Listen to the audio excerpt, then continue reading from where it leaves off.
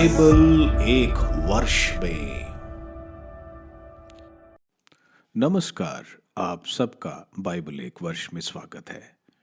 आप सब ने जो कदम उठाया है प्रभु के वचन सुनने के लिए, यह हमारे जीवन के अंधेरों को दूर करेंगे और हमें प्रभु के प्रकाश में चलाएंगे। आज हम उत्पत्ति ग्रंथ का अध्याय 33, 34, संत मती का अध्याय 11 और सुक्ति ग्रंथ का अध्याय 3 का 13 से 18 वचन तक सुनेंगे। प्रभु का वचन सुनने से पहले आइए हम ईश्वर से प्रार्थना करें। हे प्रभु, हम आपका वचन सुनने वाले हैं। हमारे मन की आंखें खोलें और हमें आध्यात्मिक प्रज्ञा दें ताकि हम आपको जान सकें और आपके वचन के अनुसार अपना जीवन जिए। यह हम मांगते हैं आपसे प्रभु यीशु के नाम, आमीन। उत्पत्ति ग्रंथ अध्याय 33। याकूब का एसाव से मिलन। याकूब ने जब अपनी आंखें ऊपर उठाईं तो उसने 400 आदमियों के साथ एसाव को आते देखा। उसने लेया, राहेल और दोनों दासियों को उनके अपने अपने बच्चे दे दिए। उसने सबसे आगे दासियों और उनके बच्चों को रखा, फिर अपने बच्चों के साथ लेया को और सबके पीछे राहेल और यूसुफ को। वह आगे बढ़ा और अपने भाई के पास पहुंचकर उसने उसे 7 बार भूमि पर झुककर प्रणाम किया। उधर एसाव उससे मिलने को दौड़ आया, उसको गले लगाया और उसका चुम्बन लिया। वे दोनों रोने लगे। उसने अपनी आंखें उठाकर जब बच्चों के साथ स्त्रियों को देखा तो पूछा, ये जो तुम्हारे साथ हैं कौन है? उसने उत्तर दिया, ये वे बच्चे हैं जिनको ईश्वर ने आपके दास को दिया है। फिर अपने अपने बच्चों को लेकर दासियां पास आईं और उन्होंने उसे प्रणाम किया। उसी प्रकार लेया भी अपने बच्चों को लेकर पास आई और प्रणाम किया। अंत में यूसुफ और राहेल ने पास आकर प्रणाम किया। तब एसाव ने पूछा, जो झुंड मुझे रास्ते में मिले उनसे तुम्हारा क्या अभिप्राय है? याकूब ने उत्तर दिया, वे मेरे स्वामी की कृपा प्राप्त करने के लिए थी। एसाव ने कहा, भाई मेरे पास तो बहुत कुछ है, जो तुम्हारा है उसे तुम अपने पास ही रखो। याकूब ने कहा, नहीं, मैं आपसे प्रार्थना करता हूं कि यदि मुझ पर आपकी कृपा दृष्टि है तो आपको मेरी इस भेंट को स्वीकार कर लेना चाहिए। मेरे लिए तो आपके दर्शन ईश्वर के दर्शन के तुल्य है, क्योंकि आपने मेरा स्वागत किया है। मैं फिर आपसे प्रार्थना करता हूं कि जो उपहार मैं आपके लिए लाया आप उसे स्वीकार कीजिए, क्योंकि ईश्वर ने मुझ पर बड़ी कृपा की है और मेरे पास बहुत है। जब इस प्रकार याकूब ने उससे आग्रह किया तो उसने उसकी भेंट स्वीकार कर ली। याकूब और एसाव का बिलगाव। तब एसाव ने कहा, हम शिविर उठाकर आगे चलें, मैं तुम्हारे साथ चलूंगा। परंतु याकूब ने उससे कहा, स्वामी, आप जानते ही हैं कि बच्चे कमजोर हैं और मेरे साथ की दूध देने वाली भेड़ें, बकरियां और गायों को मुझे देखरेख करनी पड़ती है। यदि एक दिन के लिए भी वे जल्दी जल्दी हाँकी जाएंगी तो सब मर जाएंगी। इसलिए मेरे स्वामी अपने दास के आगे चले और मैं अपने साथ के पशुओं और बच्चों की चाल के अनुसार पीछे से तब तक धीरे धीरे आऊंगा जब तक मैं अपने स्वामी के यहाँ सैर तक ना पहुंच जाऊं। एसाव ने कहा, मैं अपने आदमियों में से कुछ को तुम्हारे पास छोड़ जाता हूं। परंतु उसने कहा, क्यों?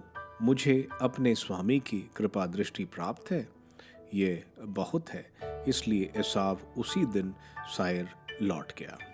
सिखेम में याकूब सुकोट की ओर चला गया। वहां उसने अपने लिए एक घर बनाया और पशुओं के लिए पशुशालाएं बनाई। इसलिए उस स्थान का नाम सुकोट पड़ गया। पदम आरम से लौटकर याकूब कानान देश के सिखेम नामक नगर में सुरक्षित पहुंच गया और नगर के पास अपना तंबू खड़ा किया। उसने चांदी के 100 सिक्के देकर सिकेम के पिता हमोर के पुत्रों से उस भूमि भाग को खरीद लिया और उस पर अपना तंबू खड़ा कर दिया। वहीं उसने एक वेदी भी बनाई और उसका नाम इज़राइल का महान ईश्वर रखा। उत्पत्ति ग्रंथ अध्याय 34। दीना के साथ बलात्कार। एक दिन याकूब से उत्पन्न लेया की पुत्री दीना उस स्थान की स्त्रियों से मिलने गई। जब हिवी भूमिपति हमोर के पुत्र सिखेम ने उसे देखा तो उसे पकड़कर उसके साथ बलात्कार किया। वह याकूब की पुत्री दीना पर मुग्ध हो गया। वह उस लड़की को प्यार करता था और उसने उससे मीठी मीठी बातें की। सिखेम ने अपने पिता हमोर से कहा, इस लड़की से मेरा विवाह करा दो। याकूब ने सुना कि उसकी पुत्री दीना के साथ बलात्कार हुआ है। उस समय उसके पुत्र खेतों में ढोरों को चराने गए थे, इसलिए याकूब उनके लौट आने तक कुछ न बोला। सिखेम के पिता हमोर याकूब से बातचीत करने के लिए उसके पास आया। जब याकूब के पुत्र खेतों से घर लौटे और उनको इसकी खबर मिली तो वे क्रोध से आग बबूला हो उठे, क्योंकि इज़राइल में याकूब की पुत्री के साथ बलात्कार कर सिखेम ने उनके प्रति बड़ा अपमानजनक काम किया था। ऐसा नहीं किया जाना चाहिए था। सिखेम निवासियों के साथ याकूब का संबंध। परंतु हमोर ने यह कहते हुए उनको संबोधित किया, मेरे पुत्र सिखेम तुम्हारी पुत्री पर मोहित हो गया है, इसलिए मैं प्रार्थना करता हूं कि तुम लोग उससे विवाह करा दो। हम लोगों के साथ वैवाहिक संबंध स्थापित करना प्रारंभ कर दो। अपनी कन्याएं हमें देने लगो और तुम हमारी कन्याओं को अपने लिए लेने लगो। तुम हमारे साथ रहो, यह भूमि तुम लोगों के सामने है। उसमें बसो, व्यापार करो और धन संपत्ति अर्जित करो। इसके बाद सिखेम ने दीना के पिता और भाइयों से कहा, तुम लोग मुझ पर कृपा करो। जो कुछ तुम मुझसे मांगोगे मैं दूंगा। जितना भी दहेज या भेंट तुम मुझसे चाहोगे मैं दूंगा। बस उस कन्या को विवाह के लिए मुझे दे दो। याकूब के पुत्रों ने सिखेम और उसके पिता को छल पूर्वक उत्तर दिया, क्योंकि वह उनकी बहन दीना को भ्रष्ट कर चुका था। उन्होंने उनसे कहा, हम ऐसा नहीं कर सकते। हम किसी भी ऐसे मनुष्य को अपनी बहन नहीं दे सकते जिसका खतना ना हुआ हो, क्योंकि यह हमारे लिए अपमानजनक बात होगी।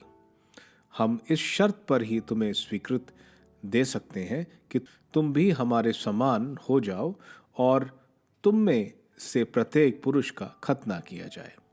तभी हम तुमको अपनी कन्याएं देंगे और अपने लिए तुम्हारी कन्याएं स्वीकार करेंगे। इस प्रकार हम तुम्हारे साथ बस कर एक जाति बन जाएंगे। यदि तुम हमारी बात ना मानोगे और खतना ना करोगे तो हम अपनी लड़की को लेकर आगे चले जाएंगे।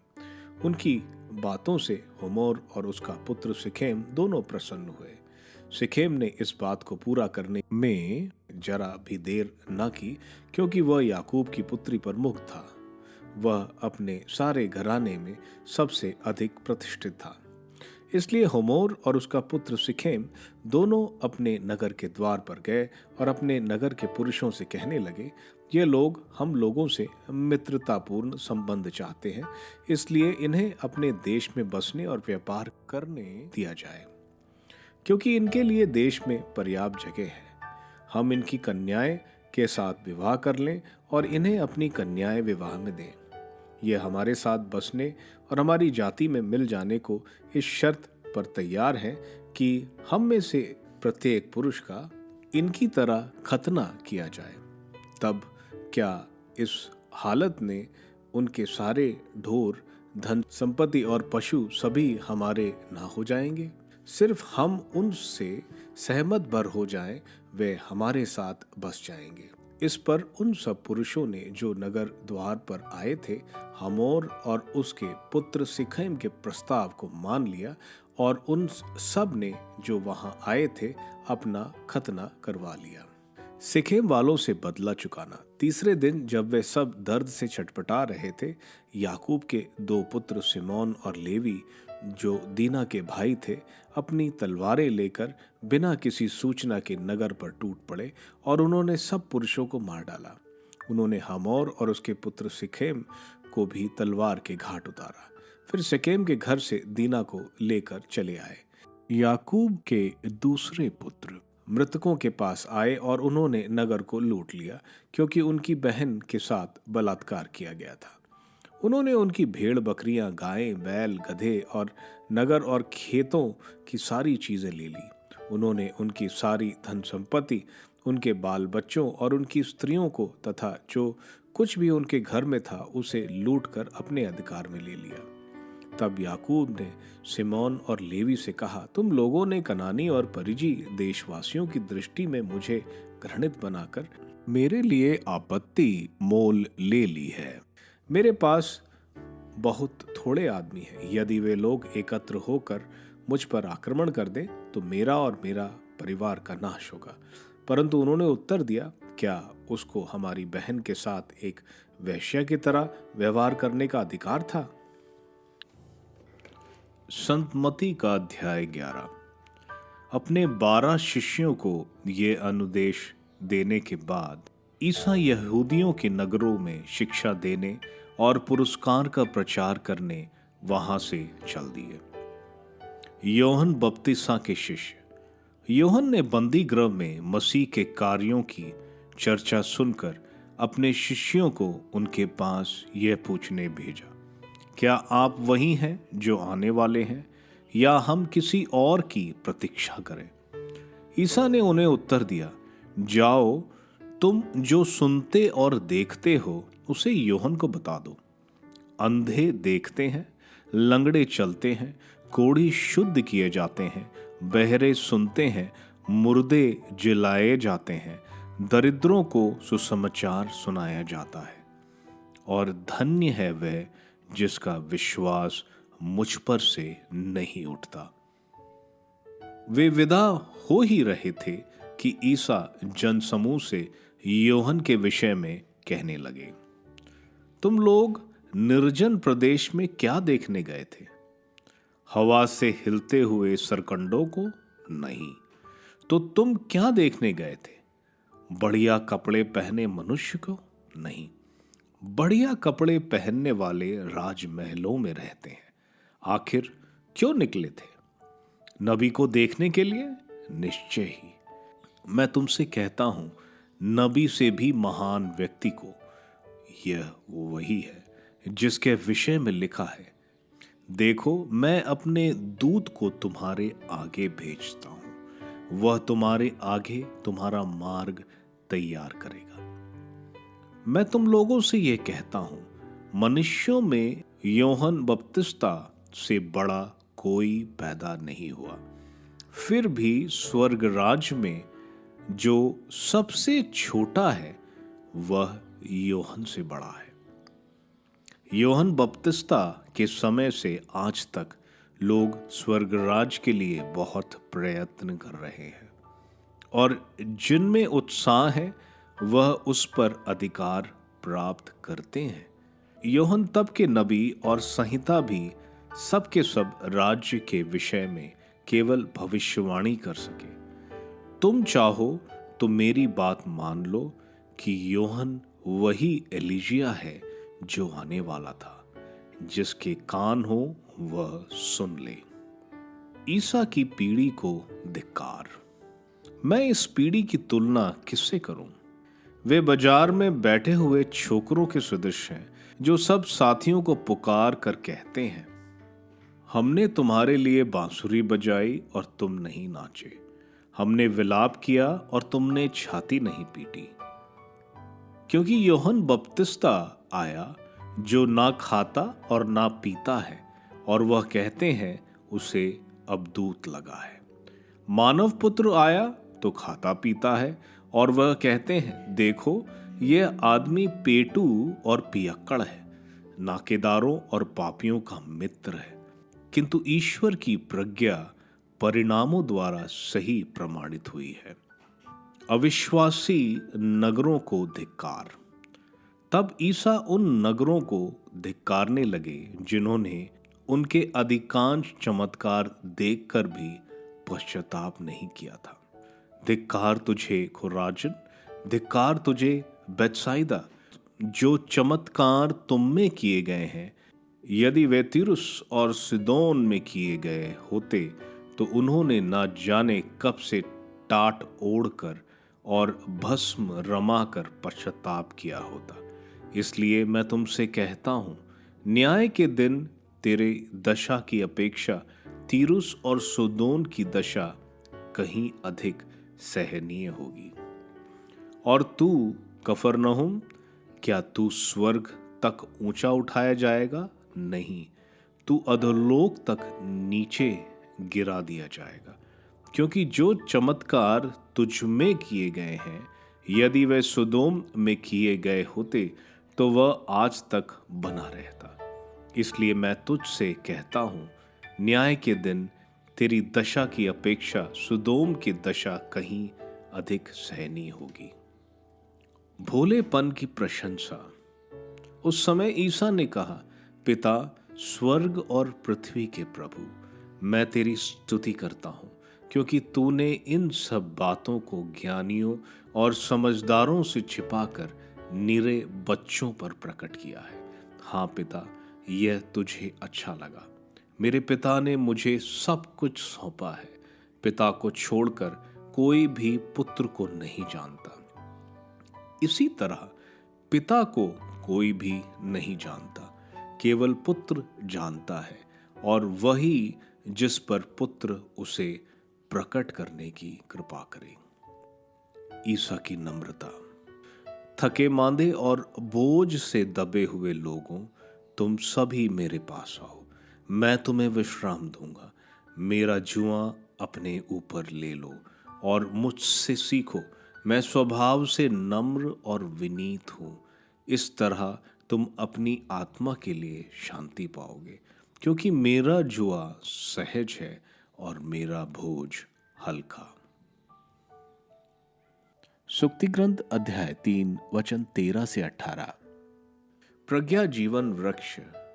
धन्य है वह मनुष्य जिसे प्रज्ञा मिली है, जिसने विवेक पा लिया है। उसकी प्राप्ति चांदी की प्राप्ति से श्रेष्ठ है, सोने की अपेक्षा उससे अधिक लाभ होता है। उसका मूल्य मोतियों से भी बढ़कर है। तुम्हारी कोई भी अनमोल वस्तु उसके बराबरी नहीं कर सकती। उसके दाहिने हाथ में लंबी आयु और उसके बाएं हाथ में संपत्ति और सुयुष है। उसके मार्ग रमणीय हैं और उसके सभी पथ शांतिमय। जो उसे प्राप्त करते हैं उनके लिए वह जीवन वृक्ष है। धन्य है वे लोग जो उसे संजोए रखते हैं। उत्पत्ति ग्रंथ के अध्याय 33 और 34 में हम देखते हैं, याकूब अपनी दासियों को उनके बच्चों के साथ और फिर लिया और राहेल को उनके बच्चों के साथ आगे भेजता है, ताकि एसाव जब उनको देखे तो उसको दया आ जाए। एसाव के पास आते ही याकूब 7 बार उसको दंडवत करता है, ताकि एसाव का हृदय पिघल जाए। यहाँ हम देखते हैं याकूब ईश्वर से भी प्रार्थना कर रहा है, क्योंकि उसको लाबान से ज्यादा एसाव से डर लगता था। ईश्वर ने एसाव का हृदय परिवर्तन किया और वह दौड़ता हुआ याकूब को गले लगाता है। ऐसा ही होता है जब हम ईश्वर को आने वाली परिस्थितियां जो खतरे से भरे हैं उनसे बचने की याचना करते हैं। ईश्वर हमें बचाते हैं और हम देखते हैं बड़ी आसानी से हम वो परिस्थितियों का सामना कर लेते हैं। आगे याकूब बोलता है एसाव को, आप जाएं, मैं आपके पीछे साईर आऊंगा जहां एसाव रहता था। एसाव के जाने के बाद वो साईर नहीं जाता, लेकिन सुकोत, जिसका अर्थ तंबू होता है, होकर सिखेम में बस जाता है। सिखेम वही जगह है जहां योहन के सुसमाचार में प्रभु को समारी स्त्री मिलती है और बोलती है कि हमको यह पानी का कुआं याकूब ने दिया है। वहां वो जमीन लेता है और बस जाता है, लेकिन वो बेथेल जहां प्रभु ने उनको आशीर्वाद दिया था वहां नहीं जाता है। आगे हम देखते हैं जब हम अपनी इच्छा के अनुसार चुनाव करते हैं तो क्या होता है। याकूब एक कमजोर पति और पिता था। यह बात हम देखते हैं जब याकूब की पत्नियां कंपटीशन कर रही हैं कौन ज्यादा बच्चे पैदा कर सकते हैं। और आगे हम देखते हैं वह अपने बच्चों को काबू में नहीं रखता। ये हम देखते हैं दीना का बलात्कार सेकेम द्वारा किए जाने पर, और जब वह और उसका सारा समुदाय उनकी शर्तें मानने के बावजूद वह शकीम के लोगों के साथ गलत करते हैं। सिमेओन और लेवी जो दीना के सगे भाई थे, शेकेम के सब पुरुषों को मार देते हैं और बाकी पुत्र पूरे शहर को लूट लेते हैं। लेकिन ना तो वो इस बात पर याकूब से पूछते हैं, ना सुनते हैं। यह हमें दिखाता है हमें अपने बच्चों को सही और गलत का ज्ञान देना चाहिए, और अगर वो गलत कर रहे हैं तो उनको समझाने की जरूरत है। उनकी गलती में उनका साथ नहीं देना चाहिए। संत मती के अध्याय 11 में हम देखते हैं यौन बपतिस्ता को हेरोद एंटिपस ने बंदी बनाकर रखा था। बंदी घर में योहन बपतिस्ता को शंका होती है कि प्रभु यीशु ही मसीह है, क्योंकि इजरायली सोचते थे कि मसीहा रोमन साम्राज्य को खत्म करेंगे।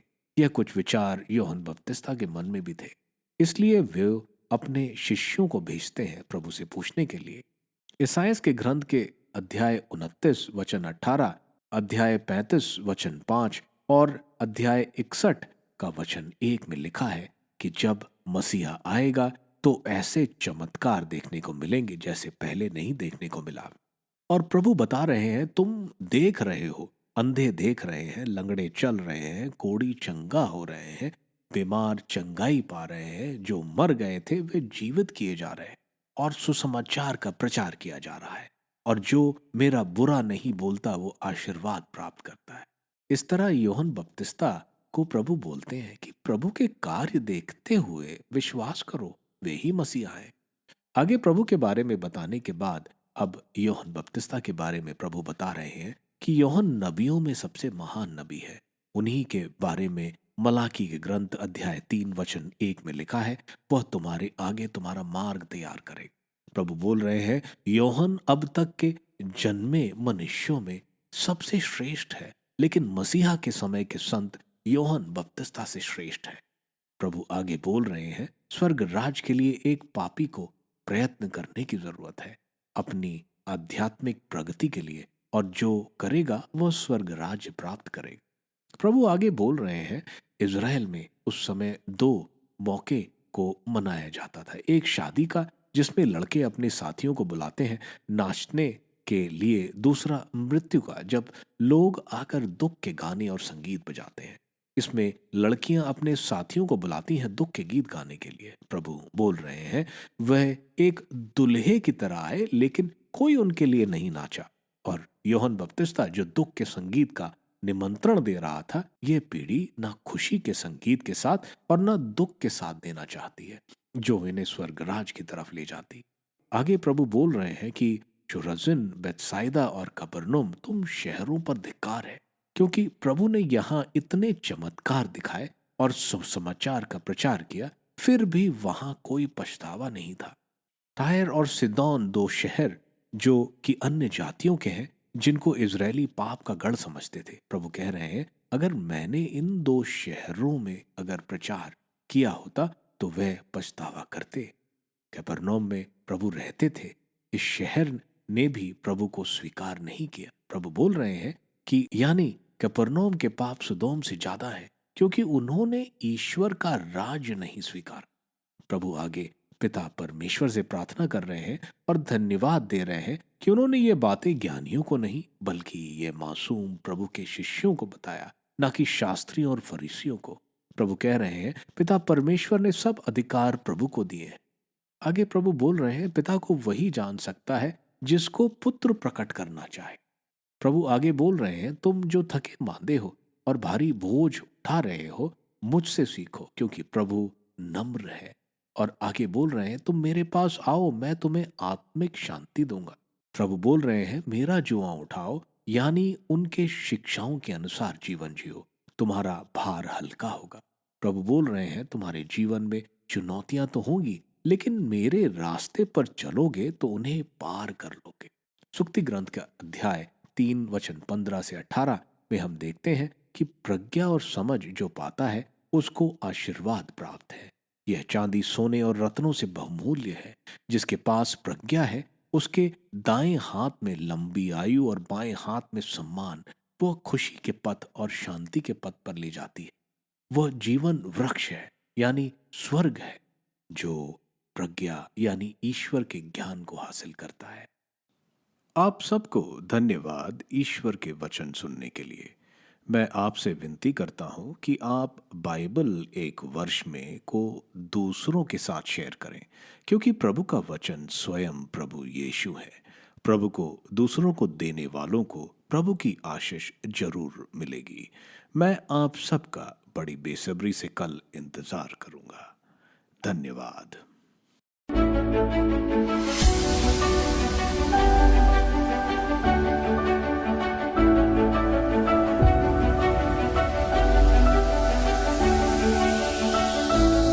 बाइबल एक वर्ष में